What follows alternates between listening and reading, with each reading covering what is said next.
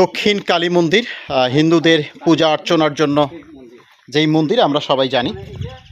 ওখানে শীতলা দেবী লেখা আছে।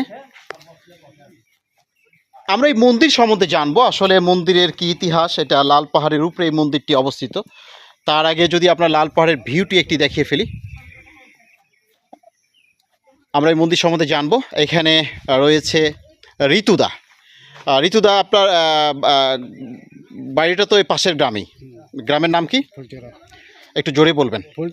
ফুলচড়া। আচ্ছা, এই ফুলচড়াতে যে এর পাশেই তো এইটা, এই লাল পাহাড়।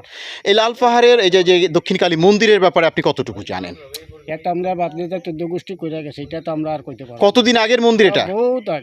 বহুত আগের মন্দির। তো এই মন্দিরে মানে কি পূজা হয়, তার কি হয় আমাদেরকে একটু বলবেন? চৈত্র মাসে পূজা হয়। পূজা হয় কি ধরনের পূজা হয়? বড় পূজা হয়, কালী পূজা। কালী পূজা না, কালী পূজা বলে এটাকে? কালী পূজা। ও কালী পূজা, কালী পূজা, কালী পূজা যেটা আপনাদের পূজা হয়, সে কালী পূজা হয়, ব্যাপক মহাসমারোহের মধ্যে হয়।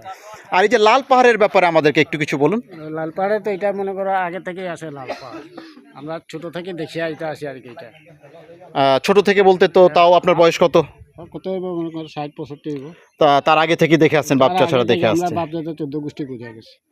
আচ্ছা, তাহলে এই কালী মন্দির, দক্ষিণ কালী মন্দিরের আলাদা কোনো বিশেষত্ব নেই? এখানে লাল পাহাড়ের উপরে একটা কালী মন্দির এবং খুব বিশেষত্ব আছে। কি বিশেষত্ব আছে? মনে করি যার যেটা বাসনা আছে না, ওই দেখেন বান্ধিয়া যায় গাছের উপর। ও আচ্ছা আচ্ছা, এগুলো কি মানে বাসনা অনুযায়ী বেঁধে গেছে? মনের বাসনা নিয়ে এগুলো এক একটা ফুল মানে মালা বেঁধে রেখেছে, তাদের মনের বাসনা যাতে পূর্ণ হয়। তো পূর্ণ হয় নাকি? হয় না? আচ্ছা, অনেকগুলো মালা আমরা দেখতে পাচ্ছি, এগুলো এক একজনের মনের বাসনা নিয়ে এগুলো বেঁধে রেখেছে, এরকমই তো? এইটা কি গাছ? জাম গাছ। আচ্ছা, তো এই তো মোটামুটি বিশেষত্ব।